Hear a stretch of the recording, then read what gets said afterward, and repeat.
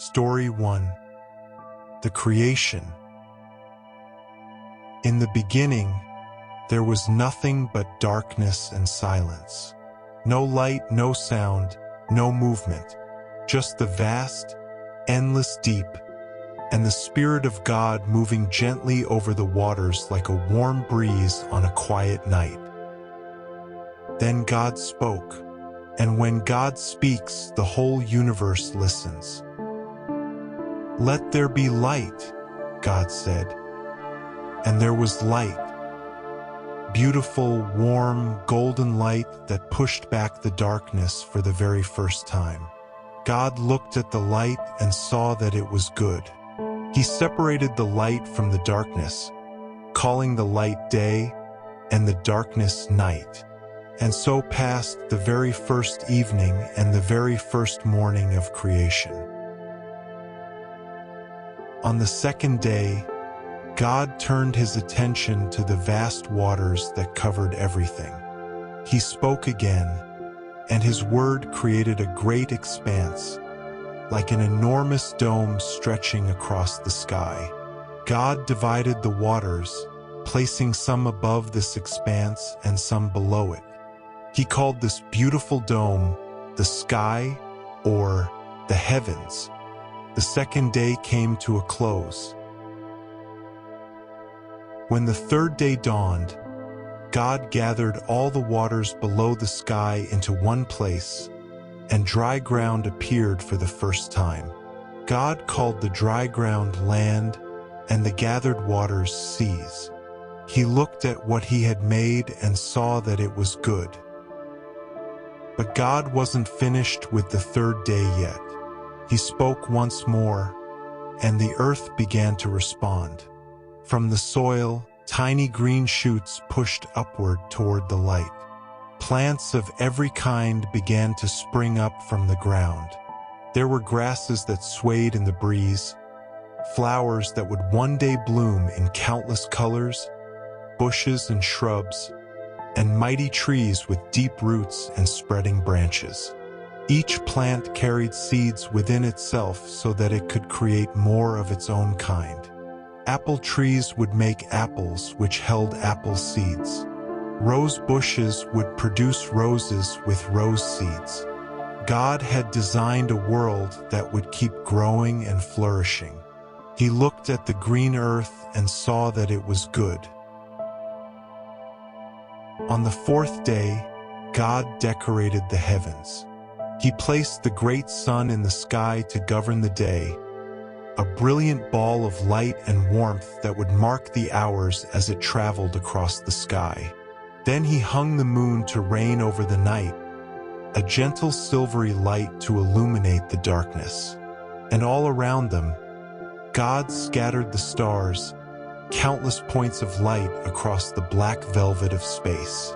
These lights would help mark the seasons, the days, and the years, giving rhythm and order to creation.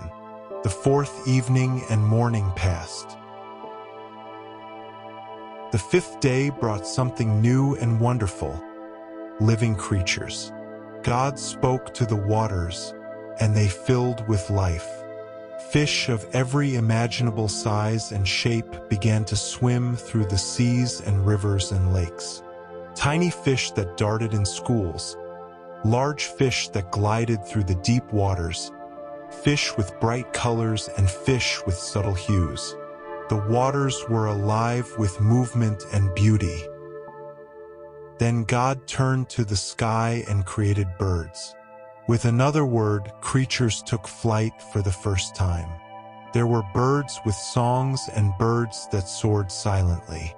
Small birds that fluttered from branch to branch, and great birds that could ride the wind currents high above the earth. God blessed these creatures of the water and the sky, telling them to multiply and fill the seas and the skies. The fifth day drew to a close. On the sixth day, God created the animals of the land. With his word, the earth brought forth livestock and creatures that crawl and wild animals of every kind. There were cattle that would graze in fields, small animals that scurried through the grass, and majestic wild creatures that would roam the forests and plains. There were animals that hopped, animals that climbed, animals that burrowed, and animals that ran. Each was perfectly designed for its place in creation. God looked at all these creatures, and he saw that it was good. But there was still one more act of creation to come, the most special of all. God said, "Let us make human beings in our image, in our likeness." This was different from everything else God had made. The humans would be like God in special ways. They would be able to think and choose and love.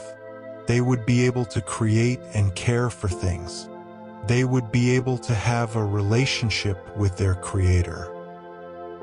So God formed the first man from the dust of the ground. Carefully, lovingly, God shaped him and then breathed into him the breath of life. And the man became a living being. God named him Adam.